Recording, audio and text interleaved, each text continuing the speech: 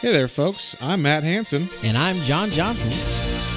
And you're listening to Planes, Trains, and Comic Books. The podcast where we discuss favorites we've reread, both classic and new comics we want to read, and everything else in between. And here's the comic we picked this week. Hey there, everybody. Welcome back to another episode of Planes, Trains, and Comic Books.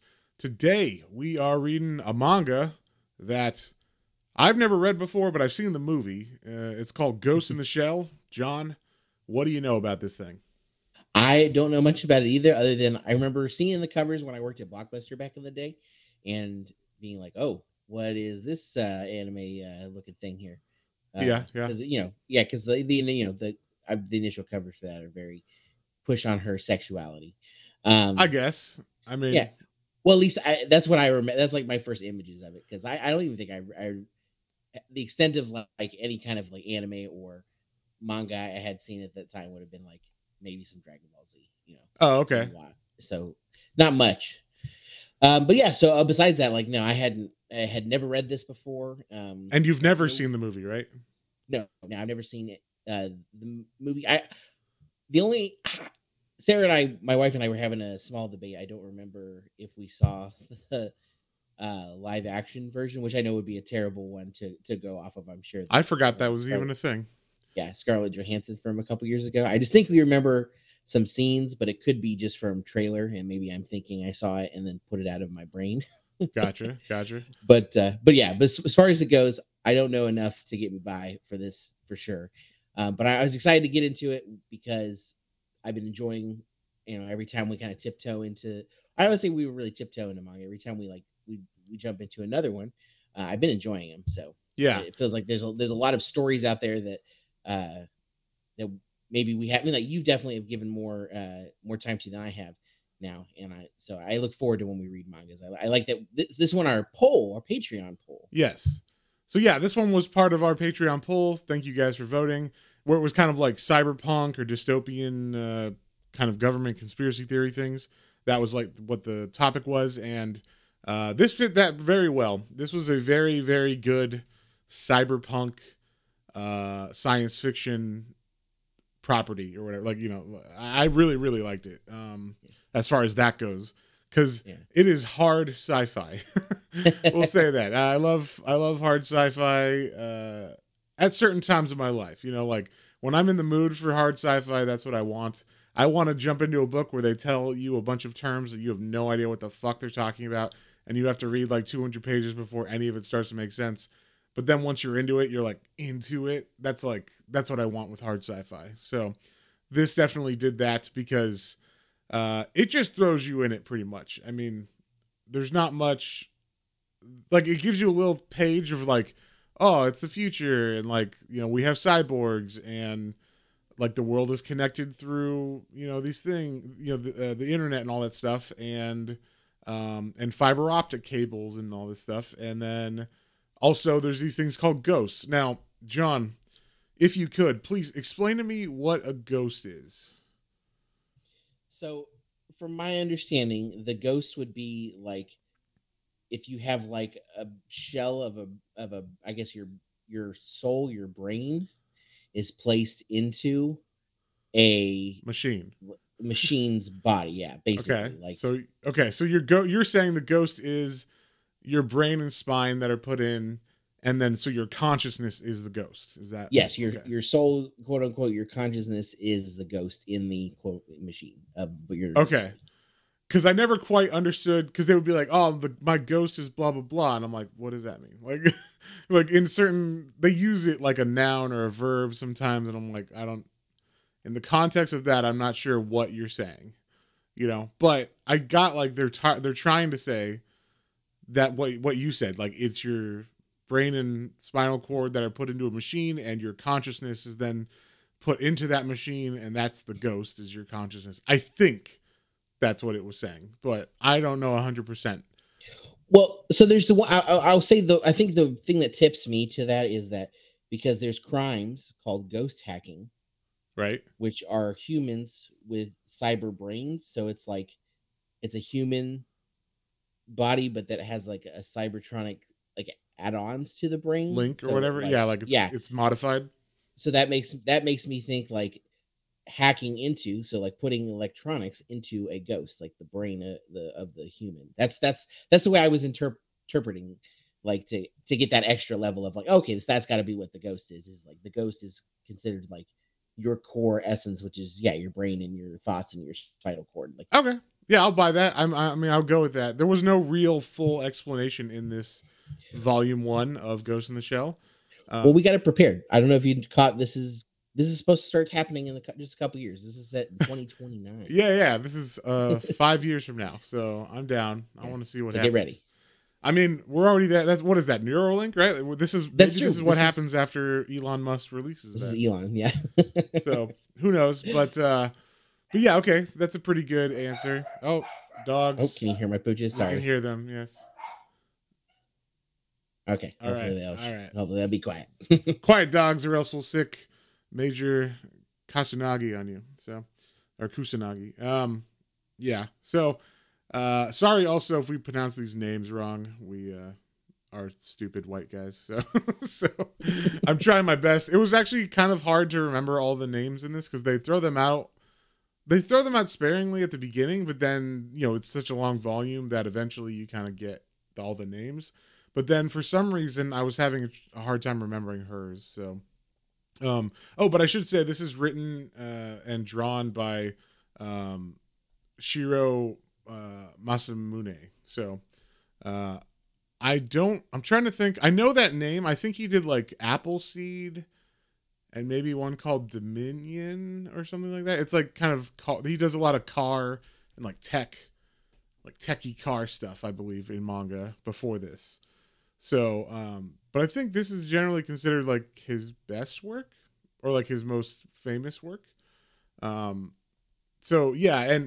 And one thing I think, you know, in the movie, between the movie and this that I was not expecting, the movie is very, because I saw it a long time ago and I watched like 20 minutes of it just to like get the feel of the movie before I read this. The movie is very serious and not jokey or not playful. You know, little tiny things, but not really, right? This is so different in tone that it threw me for like at least 4 of the chapters. Because I was expecting it to be super serious and super violent and super like naked robots everywhere. And there wasn't much of that. I mean, there was naked robots at the end a little bit, but like at the beginning, this whole opening scene in this first chapter where Major Kusagani is you know, getting ready to like, or she's like listening on this room, and there's like a diplomat in there, and he like tries to pull like diplomatic immunity, and she just fucking kills him, or like kills everybody in the room. No, she kills him. That's right. She like totally blows him up. Yeah. Like, and then she like disappears out the window or like outside of the window because she's wearing her camouflage, her thermo optic camouflage. She's wearing like clothes in this. But in the movie, she's not. And I was like, why did they... If it wasn't in the manga, then why did they make her naked in the movie? Because we got to sell... I guess, but they don't... I guess, I don't know. I don't know. You'd think the manga would have it too, you know? Like if it was going to be like that. So right away, I was like, oh, it's kind of different. Like the violence is there, but also the art style is a little bit less... it's more warm, I think. It's less clinical in the manga than it is in the movie. The movie feels a lot more like hard edges and stuff, whereas the manga's got a little bit more softer, you know, feel to it. So it actually, and it wasn't only that, it was like people were making jokes. Kusanagi is, you know, very different than she is in the movie. Like she's very serious in the movie, and in this she's, you know, she's always joking around with Batou. Sorry. Batou. Yeah. And so like just call her Major. Yeah, I'm gonna call her Major and call him the dude with the goggles for eyes or whatever. So the cameras for eyes. Yeah, I'm gonna call him Bat. We'll call him Bat. But yeah, so like, and then there was a lot less like action in it than I thought there was gonna be, at least at the beginning. At the beginning, and it's kind of interesting once I got into it and the feel of it, and we're gonna kind of go over this slowly. Or we're going to go through this, not like we do a normal book where we go like piece by piece and talk about everything, because this was 366 pages. There was a lot of stories in it. There was like over 12 stories, I think. And then each one did not necessarily connect until the 8th chapter. And then it was like one long story. So once we get to chapter 8, we'll kind of like actually maybe tell the more like linear of the story.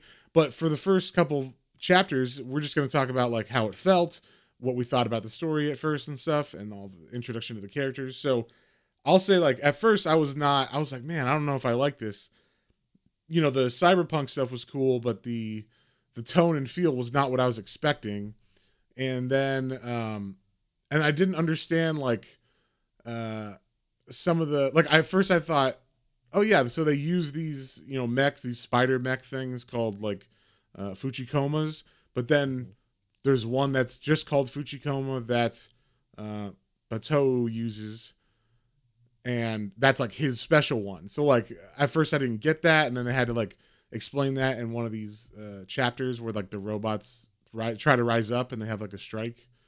Yeah, I like that the robots definitely have like everything is definitely futuristic, and like the robots have their own personalities. All of their little Fuchikomas that they get in their they all kind of have their own personalities to them, and they're all like, you know, I like you were saying, I've never watched any of the movie, so I didn't know about the tonal shift other than reading a little bit about it, and seeing like the little bit of, because like they add comic relief a little bit, like if you know one of the like Major or Bat is being a little more serious. Yeah. You know, one of them might say something offhand like, well, fine, you know, you don't need me for that or whatever.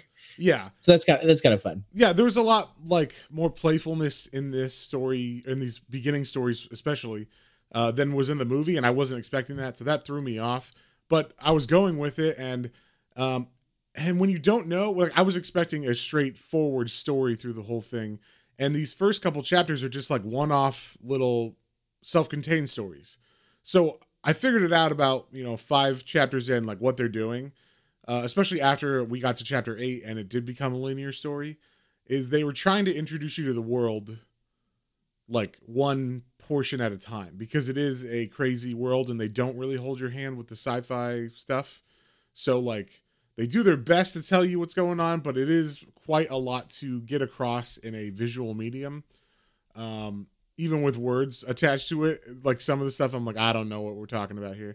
And you had to like understand the visual medium where like you'll see 2 heads merged in one panel, and that just means that they're talking to each other, like I'll say psychically, but they're linked, you know, like in the neural networks or whatever.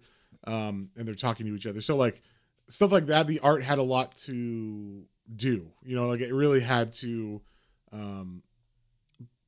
had to do a lot of work to help the reader understand like the story and what was going on, because there's a lot going on sci-fi wise. So, but it that's why it did these little chunks. I think like each story had a part where you got to learn some new characters, you got to understand some things about the world, and then it would be like a little ending, and then you could, the next week or whatever, the next chapter, you would move on to the next story. It was very comic booky, which I wasn't used to in a manga, if that makes sense. You know, we're like old school comics, you have just one-off issues all the time, right? And then you'll have a storyline that's maybe 2 to 6 issues long, and that happens all the time back in the, like, you know, and especially like I'm reading Hellblazer and Swamp Thing from the 90s. All the time there'd be like a story, like a full 6-issue arc, then there'd be like 1 or 2 one-off issues that maybe explained this or that to set up what's going to happen next. So I think each of these did set up little things, but for the most part, they were there to help the reader understand this world. And so like the first one's just about like this orphanage where they are taking children and turning them, like taking their ghosts and putting them in machines, right, to be like slaves or something, right? Yeah. Yeah. So like, just the concept of what a ghost is, I think, is what's explored in here. And then there's action and stuff so that we can like have fun parts where we want to read it, right? But like for the most part, I was like, for the first 5 chapters or so, I was like, I don't quite get why I was not expecting it to be episodic, and not tied together each, into one solid story. So that kind of threw me. And for them being like a, kind of like a military police-esque group, like I was like, the action was like kind of, I guess, more sparse, I would say, than I thought it would be at first. Yeah, this is a very, like, I'm going to say philosophical book, because it does talk about like consciousness and all that kind of stuff, and like what is alive, like what makes a person alive compared to a robot if it's got feelings and shit like that. So those concepts are examined and kind of delved into.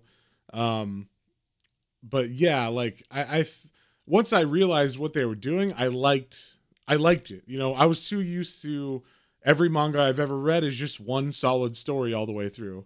There's no like single issue story arcs. So I don't think I've ever read a manga like that before, honestly. I'm trying to think. I mean, except, like the ones like Uzumaki or something, right? Where the stories are one-offs until they connect. But I knew that going in or something. Like because it was horror, I thought it was going to do that, kind of like Twilight Zone or something. Whereas this, I just thought it was going to be one solid story. So yeah. Did you get thrown by that at all, or did you just didn't expect it, so it didn't matter to you? I don't think I got thrown, but it definitely was like, okay, when are we gonna get like a more, like I was like, we would read one of the stories like, oh, okay, like that was kind of interesting, but like where is this going? Like I did appreciate, like you said, it didn't hold your hand, but it did give you enough like little snippets. Like if they introduced like a real out there term, he did a really good job about like putting either like a cliff note underneath a couple panels or just to the side, like, oh, they're talking about this, which is such and such. Like there's the different levels of prosthesis that people can go through. Yeah, which it was like, oh, okay, it's like getting different prosthetics on basically level of like how much of a cyborg you are. Do you just have like some components? Do you have like half a body? Do you have a whole body? Right. So that was, it was nice that he peppered that in there as well, just to keep you going enough if you were starting to get lost. Right. Well, one thing I did like is because the movie, I've seen it. There was little things that they did pepper in, like there's like a storyline where there's a garbage man who is been brainwashed to think that his wife and kid or that he has a wife and kid, and he's trying to like make a call to them, but every time he makes a call, it's actually doing something else. Like I can't remember what it's hacking into a system or something. So they have to track it down. And we should say that, like you said, this is like a military or a government agency they work for, and it's called Section 9. And there's multiple sections. And one thing I liked about this is that each section had no idea what the other sections were doing, and they also backstabbed and were like trying to get one over on each section that they didn't like. And that was very realistic to me, like the idea of like government agencies, one, not communicating with each other, and two, doing that on purpose and then backstabbing each other just to fuck with them. And in this, it was even like kill people and stuff. Like, we want to get rid of that agency. Like, we want everybody to die in it. So that was pretty hardcore.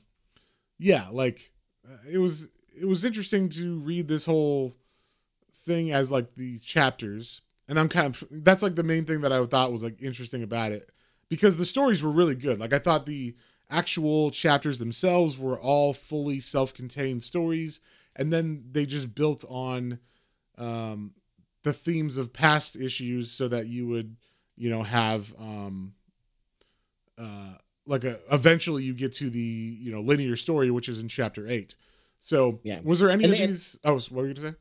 I was just going to say, and they do pepper, because I think they mentioned like there's someone out there that they're called who's going to be the main protagonist, the puppeteer. Yes. So yeah, he got peppered in there once or twice, but that was the thing too, is like I see the name, but then they don't really go into it anymore, and they go along with whatever the little story of the week is in that. So yeah, I was curious where things were going, but yeah, like you said, it was kind of like they're kind of getting you more accustomed to the group, the main group from Section 9. Yeah. And what is that, their chief or whatever, Aramaki. Aramaki? Yeah. Yeah. Who is a very interesting looking character. Oh, you know what they did? They changed his look in the movie. I was like, they didn't make him look like a monkey. Yeah, he looks very apish. Yeah, he looks like he's from Planet of the Apes. And they even like mentioned that. They're like, hey, what's up, ape face? Like, you know, joking around with him. Yeah. I thought that was fun. But yeah, I'd say the only one that didn't matter at all, but it was kind of funny. And I guess I guess it mattered just so you know, like, how robots work, like how sentient they are or aren't. But that robot revolution issue was kind of like all right. I mean, it was funny because we got to see like the robots interact with each other and have infighting and all that kind of stuff. But it was also just kind of like, all right, like what's the story here? I guess I know that kind of, like you said, it took out a little bit, but I did like that there was, like a little bit of like, well, we're not going to do what they say anymore. And it's like, well, should we completely overthrow them, or we'll keep some as slaves, or no? Like, then they're no good as what we're doing to them. We need to just like kill them all, or whatever. And they're like going back and forth over things. And what I think it's the main Fujikoma that is Bats. And he's like, what's going on? Like he's like, what's going on in here? What are y'all talking about? And he's like, nothing. And he's like, all right, well, I need you to come with me. We got a mission or whatever to do. And he's like, yeah, okay, I'm coming with you, buddy. Yeah, I liked that. That was the like funny stuff. And I'm like, I don't understand like how the movie can be so serious and like heavy, and this comic is not at all. Like, it was not the tone I thought. And then, but like I enjoyed those funny parts. Like, I thought his little robot, or his little Fuchikomo was cool. But like, I kind of wish they like separated him even more. So like we got them talking to each other while they were, while he was like inside of the Fuchi robot or whatever. But like at the same time, they used him like another team member. They would be like, Fuchi, you go up there, and then now my dog's barking. Hold on a second. Yeah, sorry about that, guys. My dog started barking because someone came to our door. But anyway, as I was saying, like when they use the Fuchi robot, like as another team member, I thought that was cool because like he can go do his own stuff, but he doesn't. I kind of thought he was going to be more like a comic relief or something, because he is comical in that one robot uprising issue, but then like we don't really hear from him very often after that. I thought he was going to have more of a personality in the team, more than he was later on. Did you feel the same way? Yeah, agreed. I actually was looking for when that issue came. He's the Jabberjaw of this. I was like, oh, he's gonna be my favorite character. Oh, there you go. And then he's just like, yeah, like they use him, but he doesn't like have like you said, he may have little like okay, I'll go do that or whatever, but he didn't have like little quips or anything like I was hoping for. Yeah. So, but one thing that robot uprising issue does establish is that robots aren't always happy, or there's maybe different models aren't happy compared to other models. So that establishes what happens in the later story arcs, where we have certain types are going crazy or are being programmed to assassinate certain people and stuff. And one specifically, I liked, there was this one where these certain robots, I can't remember what they're called, but they were like, there was like 13 made, and they were specifically programmed to like freak the fuck out and kill whoever they were with, and they were only sold to like rich assholes. So like that whole story arc I thought was interesting, because they were trying to solve this mystery of like why is this model freaking out, and it turned out it was only 13 of those models that had been sold specifically by this one company. And I thought that was interesting. I thought that was good. Did you have any like favorite of these like before chapter 8 issues? Yeah, I think the one with that with the crazy robots, like I like the like it starts off with some fat guy like golfing, and he's got like these super hot women around him. You're like, what's going on here? Yeah. And then it's like, oh, hey, do you mind coming to wipe off the sweat or whatever? And then she starts freaking out, and she's like, I'm gonna fucking kill you. Yes. Just out of nowhere. And I was like, oh, what's going on here? Yeah. Yes. So yeah, I thought it was cool. And I love, I mean, I don't know. We've talked about it before, but I don't think we've ever really established why there's a couple of like a little more detailed, like colored pages in the beginning of manga before it I don't fades know. to I think it's just like the fancy a- like establishing of what it would look like fully colored, and we don't have the money to print the rest of it in color. So well, I know, but I would feel like they would have the money to print them in color. no, because they print Uh, these in like phone books or whatever. Like when I say phone books, I mean like they print them to they put a bunch of them, like a bunch of chapters of different manga in one big like phone book style book, and then you read that like weekly, I think. oh, So okay. it's like, Yeah, so that would they be a don't, lot yeah, better. they don't want to print everything in color because it would be too fat and the paper would be too expensive. But they have like newspaper print basically for those. So, or maybe even cheaper than newspaper, like thinner than that. So they print the black and white on that. And I mean, black and white's so much cheaper than color. So there's a reason why most indie comics are black and white. It's For because sure. color's expensive. So And I don't want to knock, yeah, because like obviously like Ninja Turtles, like, right. Ninja Turtles was fantastic, and all the manga that we've read in general, I have liked them all. So I just I sometimes the color ones are like, oh, that's so cool, especially with like some of the blood and guts sometimes that you get, like the guy at the beginning with Yeah, where he just gets exploded. Yeah, I was like, that was badass. Honestly, and, like, that was like the only really violent part in this that I could remember. yeah, I was surprised because the movie is so violent. There's lots of exploding parts of people, and it's all in color, right? And then they had that scene like on page 9 of the book where the diplomat gets shot up by her as she's outside the window in camouflage, and he like explodes. It was almost like We Three, like where the bullets fly through the people, and then you just like guts everywhere. But then the rest of the book, there wasn't much of that. Or if it was, maybe because it's in black and white in the parts that it was, I didn't register that it was as violent. But I do like the colors that they like, the way that they color it. It's kind of like pastel or watercolor or something. I liked the way that the colored parts look in this. yeah, that's what I was getting at. Is like I really enjoyed the way that the color parts are in this one. Like it very much felt. And I didn't see as far as like when this came out. This was in the 90s, right? I Yeah, think 91 this came out.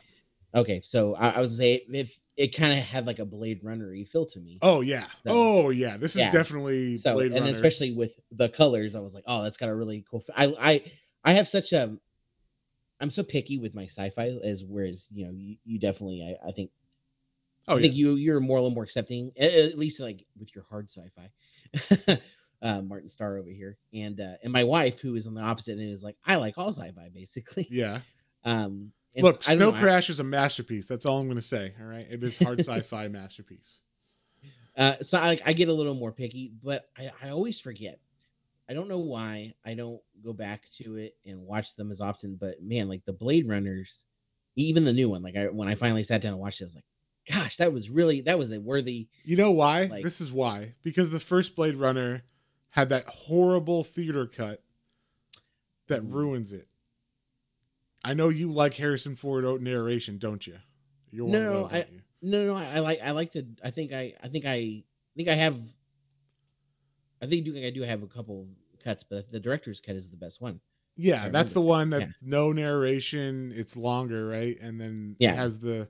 Well, I like it because you could, you get the full experience. It's not holding your hand the whole time, and God, that noir feel. Yeah, the Vangelis soundtrack is amazing, and also my favorite my favorite part of Ghost in the Shell the movie is the soundtrack.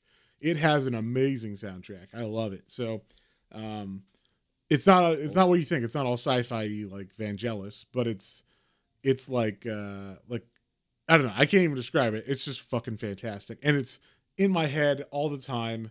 Randomly will just pop into my head. I'm like, oh yeah, Ghost in the Shell. So is it worth the especially after like reading it? Is it worth like comparing them and checking it out? Oh yeah, for sure. Okay, maybe I'll do that. If you read this first, I think it would be less of a shock to see the movie because you just go much like if you read a comic and then you go to the movie and you're like, oh, they just made it way darker. You have a reference for it way better. And also that's why I was thinking like the movie has a detriment to it, right? Because it throws you in the middle of all this stuff without the little chapter buildups, right?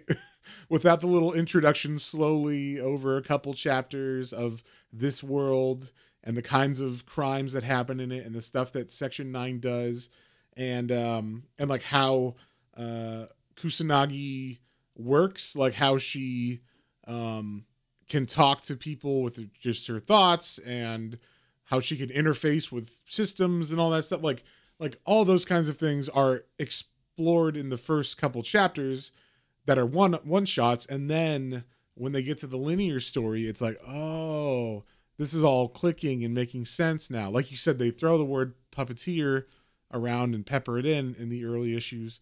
But then they really, when they make him the main bad guy, or the main bad guy, for like after chapter 8, it's like, oh, now this is really clicking. Whereas the movie, I still don't know what the fuck happens in the movie. Like the movie is very good, and like very good animation, very good soundtrack, like I said, all that stuff. But it is very confusing. It's definitely like I need to watch this multiple times and I still might not quite get it.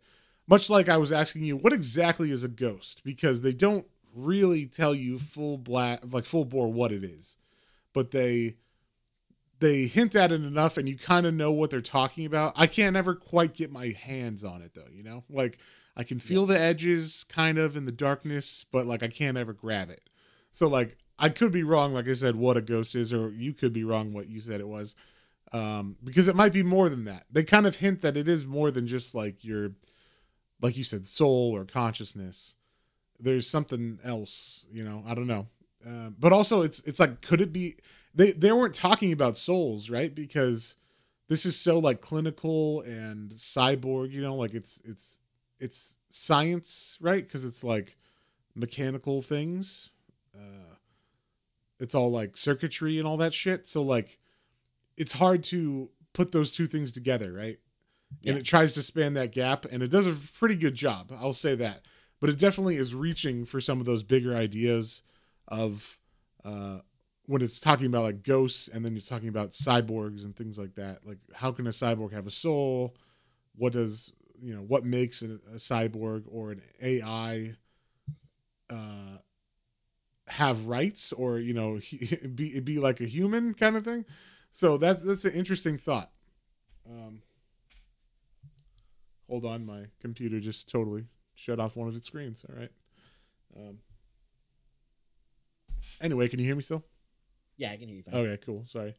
I don't know why one of my computers just, or one of my desktop computers just, or screens just went black, but whatever. Anyway, so speaking of these early chapters, I think this is probably like the last thing we touch on them. What did you have any that were like not your favorite, like that you were just like, God, will you hurry the fuck up? I think the one right before the seventh one, like that one where they're in Russia now, and or they're dealing with the Russian.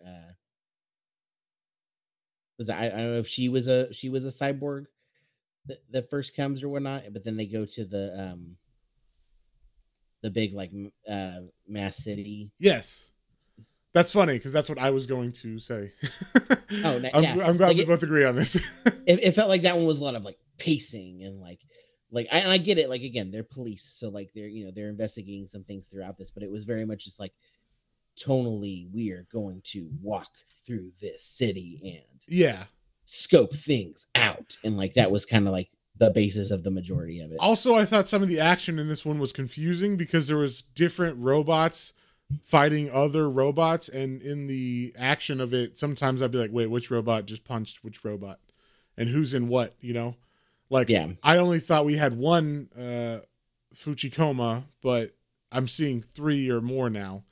And wait, which one is good? Which one's bad? Am I wrong about this? Because, you know, so that was, I thought the Russian little arc was the weakest out of all of it. And I didn't really think, I couldn't remember if it actually had anything to do with anything else. Like, what was the point of it? Well, I know the main thing is they were going after the like one guy, the sentient one, right?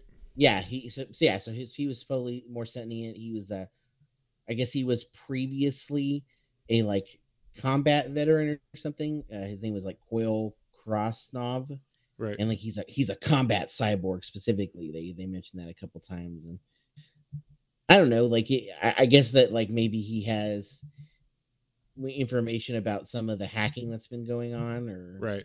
But at the end of it, doesn't he just transfer his mind into the like another body he had, and then he like runs off? Yeah. And then she lets him go. She says, "Hey, don't worry about it." Or they capture him. I don't know. It says like life. She says, Kusanagi says life's a bitch when she catches her. So maybe I say her and him because the guy Coyle turned into a female robot, like transferred his consciousness into a female robot. So, but either way, yeah, like, I guess they capture them at the end because it seems like everything's wrapped up and she had the gun on the bad robot. So, but yeah, it was a little bit like, okay, I don't know exactly why we have this here, but it worked out because the next chapter is the start of like the actual storyline. Yeah, where really everything like picks up and like slides together finally. Yeah. And that storyline has to do a lot with consciousness and stuff, but it starts off with a bang. We see Kusanagi, Major Kusanagi, at her house. She's getting ready for work. We see that she has a boyfriend or husband or something. And she gets a knock at the door, and whoever was there explodes in the door and like tries to shoot her through the door, and then it has C4, and it's like I don't know is it a human or a robot because it's bleeding, but you never know with these ones, right? Because yeah, I assumed it looks mainly was blood. I didn't see robotic parts other than they had C4 on them, so I was assuming it was human, but it was hard to tell. Yeah, so her floor of their building gets blown up, but she and her husband or lover or whatever gets out. And so that's like the start of like exactly this storyline where the puppeteer is has gone into his own like body, and he's made a virus that is spreading through everything, right? Yeah. So, and it's like a weird virus that is it's gonna take over systems, like all the. It's very hard for me to understand exactly how to explain this because there's a lot of like it's going into this system now, it's in this one, and I'm like I don't know exactly what that means. From my like piecing together, it was like okay, so the government specifically created this AI to be like advanced and learning, and it's going to basically should hopefully be able to like integrate all of the systems better. But it's like, I guess, like you said, now and then it becomes like, I guess, sentient, and then it starts. So I guess they're trying to keep it out of. Yeah, they don't want it to become sentient. That's what they're afraid of. That's what it is. Yeah, okay. It's like Skynet or some shit, right? Yeah, yeah, it's very similar to Skynet. Yeah, but one thing I liked about this specific issue 8, is this is where we really see the infighting between the different sectors. So you have like Sector 3, who her Kusanagi's boyfriend works for. They were doing something on the side, like following this assassin thing, and then Kusanagi was on another mission following this other guy, and then they run into each other, and then they ended up like shooting and fighting each other, not realizing that they were shooting at other section government people. And then when they took off their masks or, got close enough to see each other, they're like, wait, what the fuck? We're the same team. Why are we doing this? And that reminded me of like, that has definitely happened before with like a certain, like a Vice or something with a police, a police in a city. The Vice squad will be doing some kind of sting where there's a drug dealer, and then another cop will see the drug dealer and think that, oh, I'm going to arrest this drug dealer. And it's like, no, we're in the middle of a sting. And then they ruin it or whatever, They start firing on their own people. I've been on this bus for 2 years. You just ruined all my work. Yeah, you fucking ruined it. You know how long I was undercover? Now it's blown.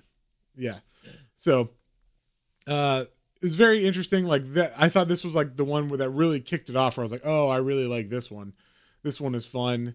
And it has that whole idea, about like the infighting of the different sectors or sections. But yeah, then I know what your favorite of all of these is, John. It's issue 9 because that's the one with the naked robot lady running around the whole time. Am I correct? No, that one's yours. I'm pretty sure that every time we have one of these, you're always like, well, which page has the the naked ladies on it. Yeah. Well, I'm not shy about it, but hey, I'm a simple man, John. Look for being called Ghost in the Shell and my memories of it being like, yeah, this was the issue, right? Lady on it. I was like, oh, okay, this is the ghost they're talking about. Boobs. That's ghost equals boobs. Got it. Yes. Well, the funny thing is, I remembered I must have seen like the American censor version, because I remember that movie her not having like nipples and stuff in it, and I was like, oh, that's weird. But then like I just watched it, like the first 20 minutes of it before I read this, and I was like, oh, I guess maybe now they are like, oh, you're all adults, you know what nipples look like, so like they didn't edit it out. But then this comic, the women who are, or the female robots, or the female cyborgs they all have nipples and stuff. So I'm like, okay, so I thought maybe that was just like in the manga itself, and that's why they did that. But no, it is something weird with how it transferred over to America or some shit. We're gonna protect the youth.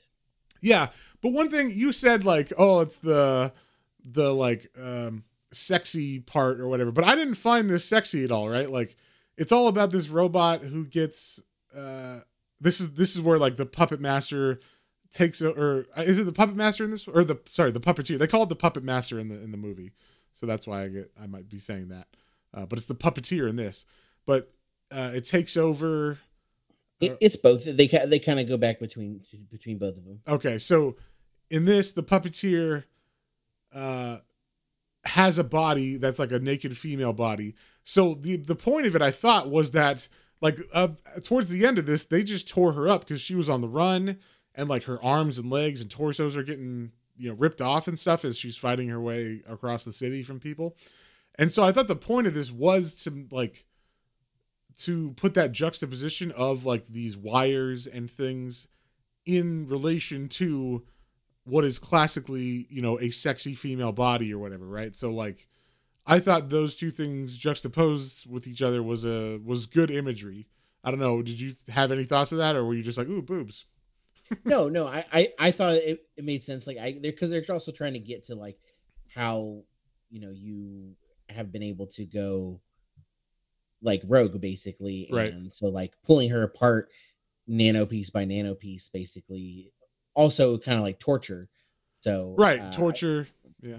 But then with this like beautiful female body, that was the hard juxtaposition, right? That's like, I guess all torture would be like that, but because she also doesn't like feel the same way, or at least doesn't show it, like it didn't look like she was being tortured really. So it just looked like, oh, she doesn't have arms and legs, and then the torso is ripped out from underneath and stuff. So I thought that was very interesting. And then the story progresses where eventually it seems like Kusanagi starts like relating, like it starts interfacing and speaking to this AI as it escapes from the lab with the body of the female. It kind of gets out into the Ethernet. I don't know what you call it. the internet, the wider net. I don't know. But she can like start talking with it, and it asks her like, hey, can I merge with your brain? Like, can we talk to each other inside your head a little bit deeper? And she thinks about it, and she's like, okay, I guess we could do that. Cause it kind of has secrets to the universe, or it kind of says that to her. Yeah. And that's the way I took it, is like, okay, Major knows she has like firewalls and like things in, like, there's no way like it could get control of me anyway. And it's saying that like, no, you don't understand. There's more to me than like just me being this AI, and just like, you don't know like the full reason why like I was created, and like why things are like happening the way they are within the within the cyborgs and the government and whatnot. So like let's do you have a quick minute for a soul bond? Like we're gonna get together. Soul bond, yeah. Yeah, well, and one thing I liked about this issue where they introduced that whole concept of like, oh, like let's get deeper in this consciousness. So so she starts having like, as they begin to, it's like showing her what the possibilities are. And it's almost like she sees an angel coming down from heaven or something in relation to merging with this AI. And then as she's like crying almost about it, like, cause it's so beautiful, you assume, all of a sudden she wakes up because they like killed the fire, or like they like enabled the like kill virus, program or whatever. And so then you're like, oh, I guess they got rid of it, and they like rebuilt her body and put her in a new one to get rid of that, because that would have been close, right? If she had, whatever was going to happen, it looked like maybe it could have been bad. But then, so you think, oh, she's back to normal, but something has changed with her. And throughout the rest of these chapters, it keeps coming up until eventually she does end up merging with it. And then it's like a new being. I don't even know what you would call it. I'm trying to think of other examples of this kind of thing where like, I can think of a one good one would be like, kind of like in Get Out or something, right? Where there's a consciousness inside of this body, and then there's someone that's taken over the motor skills of this body. But it's not like that. Like, they're more fused than that. But they're not. They were two things, and now they're one thing that's different from both of those other things. So it's interesting. It's like fusion in Dragon Ball Z. There you go. That's what it's like. Yeah, there you go. That's a good. But yeah, like, and then they leave it hanging there. Like, that's how this whole volume ends, is like, oh, now that she's like this kind of elevated being, now we're done. And then it's like, and to be continued. So I was like, oh shit, like they just leave it hanging right there. So yeah. What did you think of that whole like merging of consciousnesses and AI and all that stuff? So that's what I was trying to get at. Was like, so like, was the consciousness, because it seemed like it was like me, and telling her too. So like right. that was part of the reason to let me into like, I didn't understand if it was like, was it really like major as the AI? Like, I don't think so. I think it was saying like, me, like we're familiar because we are similar beings, Also, there was like this whole science section. I don't know if you read this and got your mind confused like I did, but there was like literally like a Jurassic Park breakdown of like genomes and copies and memes of copies and all this stuff, and how cells duplicate, and how when they duplicate, they have errors and stuff like that. I don't know what you thought of that, but I was like, oh my God, like I don't know exactly what you're saying, but it sounds complicated and interesting. Did you feel the same way? I glazed over it. I did not really. Your eyes just went blank. Basically, I was like, I ain't got time to learn all this. Yeah, but that conversation that he has, or that it has, explaining to her, it like that is what gets her to like say yes, I want to fuse with you or whatever. So, yeah, it's a very interesting thing. And then we're left at the end with like, I guess her body gets destroyed because, or like she leaves her body because now they're fused in a different being, or like, no, I think what happens is everybody's worried about her, like her team, like Bateau is like, oh, I got another body for you, because they think that she's fighting this AI from taking her over. But then when she accepts the AI and fuses with it, they find a separate body for her. They bring her back into that body, and now she is a new being that is this fusion being. And then that's how it leaves it. Yeah. Which also, I was like, because they're like, that is like, oh, okay, like, are you good? Like, is everything okay? And it's like, yeah, I think I'm okay, but like, it's weird being in this male body. It's like, you're a male body. It's like, yeah, you want proof? Oh yeah, yeah, because it was like a feminine looking body, but then it was like, oh, it's a male body, I guess. So yeah, I was like, okay, yeah. So like, it doesn't matter what I am. It's that I've transcended basically. Yeah. Very progressive. Yeah, very progressive for the 90s. So maybe yeah, not in Japan, I don't know. Maybe not, yeah. But yeah, so like it was hard to like gauge at the end, like, okay, so like, is she just or are they it? I don't know. I feel bad saying I don't know what, because like they fuse, so they become this new they become this new being. Right. Yeah. I don't know what the being is now. Like it says like they marry. Terms, yeah. Yeah. So I don't know where her mind is there and where it's. Well, it seems like, because she answers in this new body, she answers Bateau as like herself. she acts like herself when she answers him. So she says like, I don't know, beats me, bud. You know, like That's true. you know. So it seems like she is all there still, but now she's all the other thing too. And so I don't know. Maybe in the next volume, all that comes out. Maybe she's like some elevated being now. But yeah, it was definitely interesting, and that's how it ends. So I know we didn't go through it like, you know, chapter by chapter 100% and like pick apart every part of it, but it is very long and we kind of wanted to just touch on all the different aspects of it. So that being said, John, what would you give it and what'd you think? So I liked it overall. I don't think it was my favorite that we've read so far. I think that Battle Angel Alita and the I almost said Miyazaki, the Junji Ito ones are still my favorite as far as the manga that we've gotten into. But I can definitely appreciate the story, and I you know, this is the first manga that felt like I picked up a big book and like had to actually read a big book. Because most of the time, like, yeah, they're like, you know, 200, 300, maybe 400 pages, but it didn't really feel like that. It breezes through, but there was just so much to the world building here, So which is fine. I totally, you know, can appreciate that, and it doesn't like take away from it for me. It just was like, it was a lot to handle.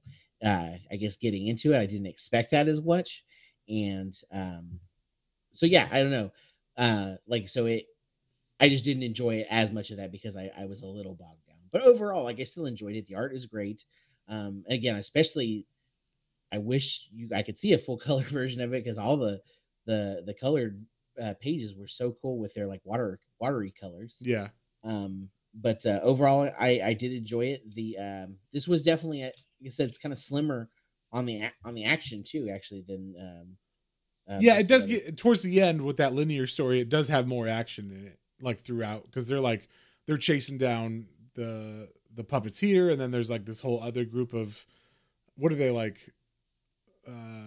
robot rights activists or something? Yeah, so like there's a whole other thing that's going on too. But yeah, but it just, I guess it wasn't as like, I don't know, like the car chase scenes don't feel as actiony to me. Okay.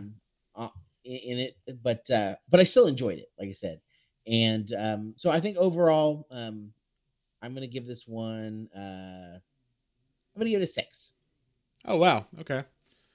I'm gonna give this one an 8.5. By the end of it, I really liked it. It took me a minute to get into it because I wasn't expecting the format, the chapter by chapter single story until we get to chapter 8. And then also the tone of it is completely different than the movie. So, but that was due to me going in with preconceptions. So once I got past those and like let it be its thing, I really liked it. I thought a lot of it was awesome. I will say the end little science talk about how the fusion is going to happen and why it needs to happen, that was definitely heavy. Like I don't know, if I read that 5 more times, I probably wouldn't understand everything in it. And there's, you know, a lot of that's like the tech stuff. I still don't fully understand everything, but I like that they do that. I like that they throw you into this world and you have to figure it out as best you can. And, you know, it's kind of like if someone was talking about this stuff. I mean, this was from 91, right? So yeah. Like they're making up a lot of these things that haven't been invented yet, but then we have these things now.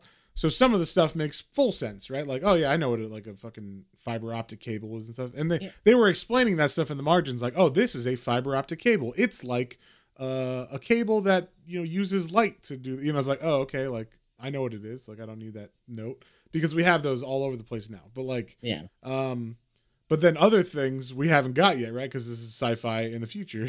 So it is definitely interesting conceptually. But like you said, this is 5 years. Neuralink is going to be taking over our brains and all that shit. So can't wait for that. Yeah, but and I guess you know, having this like world behind, you know, that all of the cyber stuff connects to, it also is a little Matrixy. So I guess that's actually a little pre Matrix by 9 years. 9 years exactly. So yeah. So I guess it is a little more like for what it tries to establish and works hard to create. It's pretty impressive, actually. Oh yeah, this is very impressive as like a single, like, think about that. Someone is taking that on. You know what I mean? Like, so like one guy is doing the drawing. Well, he's got a studio, I'm sure, but like, you know, he's got the vision in his head of what he wants it to be. And it's a pretty epic vision. Even if it's somewhat confusing, I give him props for putting that out, you know, doing his best to get it all on the page and everything. So I give it an 8.5. I enjoyed it a lot. I do want to continue reading the other volumes. I think there's 2 other volumes of it that are of this series, and then there's even further volumes later on that they did. So I don't know if he did it though. I think maybe other people took over after that. But I'm gonna amend mine. I'm gonna do a 6.5. Okay. It's a little better. That it's like I said, it wasn't my absolute favorite, but I did enjoy it, and I do, you know, got to give them a little extra for what they were able to establish and create well ahead of, you know, what we have in the zeitgeist of you know, so much of society now. Yeah, that's like, you know, it's like if someone's like, oh, you got to listen to this song from the 50s, and you're like, yeah, I heard it like a billion times in different versions of it. But if you were in the 50s and you heard it, you'd be like, oh my fucking God, what is that sound? You'd be like that scene from, you know, Back to the Future. You got to hear this. It's Marvin, your cousin. Yeah, I guess they weren't ready for that. Yeah. It's exactly like that. Like it's so commonplace now that I don't think we can see some of the genius in this. But I do know that when the anime came out, and that was more accessible than the manga in America, at least, it was like, what the fuck is this? It was mind blowing. Everybody was talking about it, and I was like fucking 10, and I remember people talking about it, being like, it is insane. So, you know. It's pretty groundbreaking in that way. So yeah, you got anything else on it? No, I don't think so. Okay, cool. Well, that was, like we said, our Patreon's pick for the this month. So next week we are going to do our exclusive episode, and just because I want to so bad, we're going to read The Department of Truth, because that is my new favorite comic of that I've read in the last, you know, year or so. So I read like the full 17-issue hardcover that is out for it, like in one sitting, because it was so fucking good. So I was like, oh, we need to do this on the podcast, and I'm going to force it if the patrons don't vote for it. And so they voted for Ghost in the Shell. So I'm like, cool, we'll just do it for the exclusive episode. So you see how this podcast secretly runs, patrons. Yes. And for all of our listeners. So if you want to be a patron, you can go to patreon.com/Planes, Trains, and Comic Books, all one word. You get an additional podcast every month that sometimes Matt is just going to force upon you for your own good. For your own good. It's a good comic. It's in fact a great, amazing comic. So no, and hey, and that's why I've been friends with this guy for so long. I mean, we have been doing this podcast for over 3 years now. We've been friends for over 10 years. Oh, I guess 15 years. And like sometimes almost 20 years. Matt, it sounds wrong, but sometimes Matt just forces his ideas on me, and I'm like, why was I pushing so back on that so much? Because that was fantastic. Because Matt's always right. That's what you remember. So come on this journey with us. If you want to hear these exclusive podcasts, patreon.com/Planes, Trains, and Comic Books, all one word. You also get to vote in our poll for our second episode every month. That's for this one that we had. Every month we have a poll. Usually we have a theme.